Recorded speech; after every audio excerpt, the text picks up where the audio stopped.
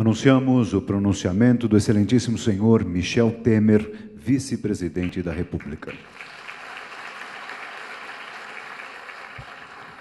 Prezados amigos Paulo Scaff, Aguinaldo Ribeiro, Silvio Torres, Zé Carlos, Auríquio, deputados estaduais, Itamar Borges Amário, deputado federal Vicente Cândido, meus senhores e minhas senhoras. Eu, na verdade, não quero aqui reproduzir os números que foram arrolados pelos vários oradores, mas são números que me levaram à convicção, enquanto os ouvia, e deles tenho conhecimento, mas enquanto os ouvia, eu imaginava um estrangeiro, investidor estrangeiro, sentado nesta plateia, que chegaria à seguinte conclusão: o Brasil não é mais o país do futuro, o Brasil é o país do presente.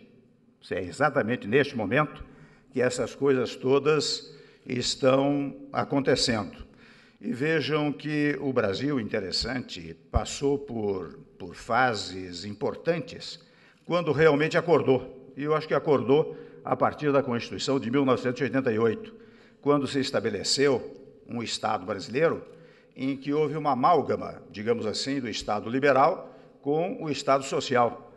Com o Estado liberal, eu só quero recordar que nós asseguramos, na verdade, as grandes liberdades individuais, desde a liberdade de expressão, a liberdade de formulação, a liberdade de associação, a liberdade de reunião, a liberdade de contestação, a liberdade democrática mais ampla. Portanto, adotamos critérios do Estado liberal, mas, ao mesmo tempo, adotamos critérios do Estado social. Nós temos na Constituição, Zé Carlos, capítulos inteiros referentes aos direitos sociais. E, aliás, quem abre o preâmbulo da Constituição Federal verifica um fenômeno curioso.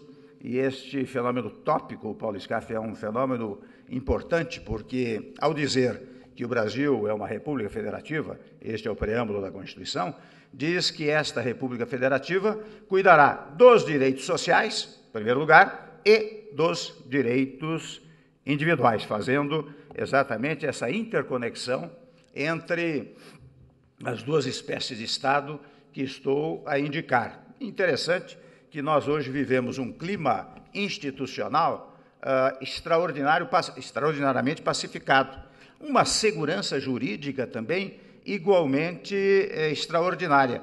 E, ao longo do tempo, nós fomos estabelecendo regras constitucionais, amendas à Constituição, pautados por esses critérios inauguradores do Estado brasileiro de 5 de outubro de 88, que nos permitem fazer o que fazemos hoje. É interessante que, há tempos atrás, nós aprovamos uma emenda constitucional que garante o direito à habitação, o direito à moradia. Já tínhamos uma regra no texto constitucional estabelecendo que todos têm direito a uma vida digna, mas nós especificamos um pouco mais, ao avançarmos dizendo, olha, todos têm direito à habitação, não é? À moradia. E daí as pessoas naturalmente me diziam, Temer, vem cá, você que é da área jurídica, como é que você admite um despautério dessa natureza? Imagine garantir o direito à moradia, o direito à habitação, como é que se vai garantir isso? Eu digo, olha, é verdade, esta é uma regra de natureza programática, mas ela tem um sentido impositivo para toda e qualquer política pública. E não foi sem razão, a partir daí, já o disse grandiosamente aqui o nosso ministro Aguinaldo Ribeiro, que surgiu o Minha Casa Minha Vida, não é? E deste Minha Casa Minha Vida, amanhã se comemorará 1 milhão de unidades, portanto, um feito extraordinário. Mas o Aguinaldo Ribeiro, e vejam, faço aqui um parênteses, vejam como foi útil a presidente Dilma escolhê-lo como ministro, porque viram a tranquilidade da sua exposição e, sobre verificarem a tranquilidade da sua exposição, eu atesto a capacidade extraordinária que ele tem para executar esses programas no seu ministério. E conectados, não é, Zé Carlos? Conectados com movimentos como o que vocês fazem aqui na Fiesp, conectados, Silvio Torres, com o Estado de São Paulo, na ideia plena de que os agentes políticos, não importa em que esfera da federação estejam, lembrou bem o Paulo Scaff, devem colaborar-se entre si para atender às necessidades do povo brasileiro.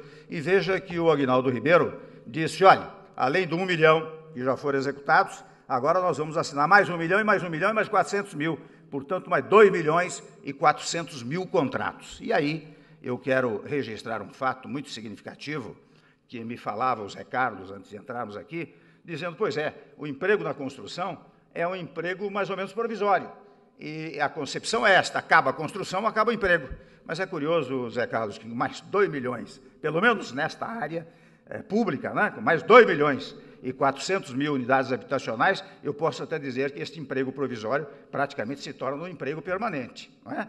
E isto vai ser uma coisa importante para o nosso país. Eu estive aqui quando o presidente da Câmara dos Deputados lembrou Zé Carlos, lembrou o Paulo Scaff, e naquela oportunidade eu verificava a importância do Constru Business. Eu verifiquei quão importante é para o país que uma entidade como a Fiesp, com suas coligadas, possa dedicar-se intensamente a estes trabalhos, o que revela mais uma conexão entre a atividade pública e a atividade privada, porque nós todos sabemos que o poder público não age apenas por conta própria e não tem a capacidade executória, construtiva, de fazer tudo por si. Ele deve contar precisamente com a iniciativa privada, que é exatamente um outro suporte do Estado liberal que está da Constituição brasileira. E veja que hoje nós estamos no 10º Constru Business. Não é? Portanto, os senhores vêm trabalhando há muito tempo nessa direção. E hoje, meus amigos, quando nós vamos aí para o exterior, nós todos temos tido essa experiência, nós verificamos não apenas como as pessoas no exterior veem o nosso país, um país num crescimento extraordinário. Mas é curioso também notar, e eu testemunho este fato, como outros testemunharam, que todos querem levar para os seus países não só a experiência, mas as empresas brasileiras, Aguinaldo, que se dedicam à construção, tanto à construção mais leve, como à construção pesada. Então, o Brasil hoje se multidimensiona, se multinacionaliza por meio das suas empresas.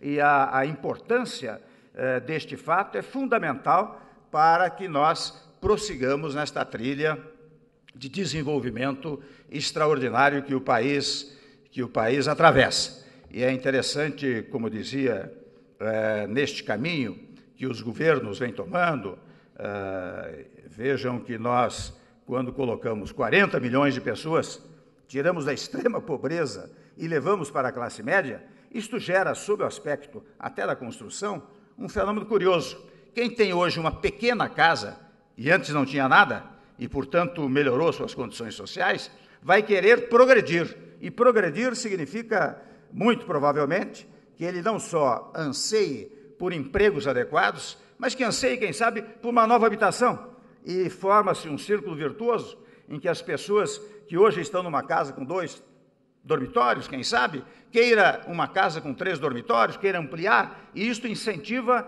a construção, até porque essas pessoas passaram a consumir, coisa que no passado não havia. E nós todos sabemos, vou dizer uma trivialidade, nós todos sabemos que quando se consome, se exige produção.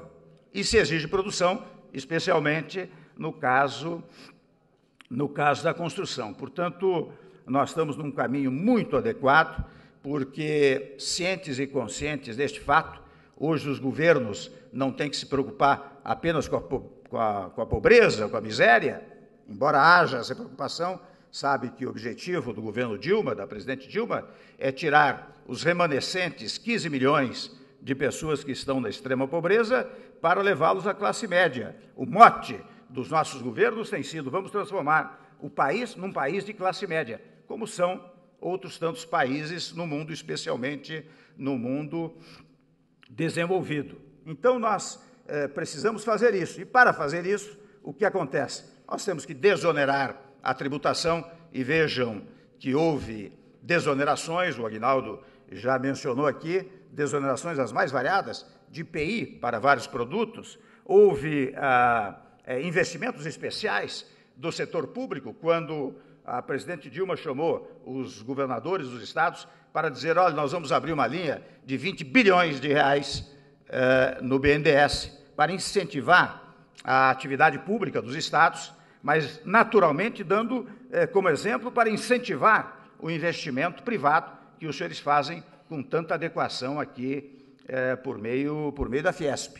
Então, quando nós desoneramos a folha de pagamento dos trabalhadores, é exatamente para incentivar a produção. Ou seja, eu tenho a sensação, mais do que a sensação, a convicção de que estamos no caminho certo. Quando o Paulo Scaff promoveu esta cruzada para a redução das tarifas da energia, logo acolhida pelo governo, o governo adotou esta regra, e tem ele razão, há pequenos setores que renitem, que resistem, não é?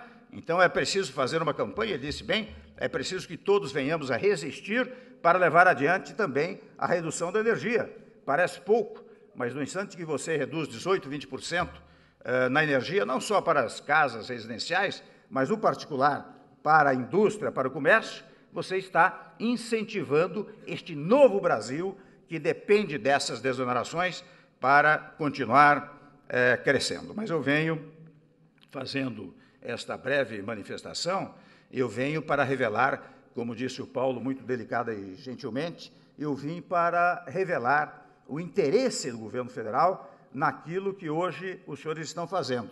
E desejo que, ao longo deste dia, que são os trabalhos do Constru Business, né, os senhores já tenham um formulário final, uma fórmula final, um documento final, Euríquio, que possa ser entregue ao governo federal, ao governo estadual, ao governo municipal, para que todos possamos, Silvio Torres, trabalharmos em conjunto, e tenho certeza que, quando isto chegar à presidenta Dilma, ela vai encaminhar ao Aguinaldo, que, com a sua competência, vai providenciar as medidas necessárias do poder público para incentivar a construção civil. Portanto, minha palavra é uma palavra de entusiasmo, é uma palavra de quem hoje, indo ao exterior, verifica com muita grandiosidade o que se pensa do Brasil, e eu dou até um exemplo concreto.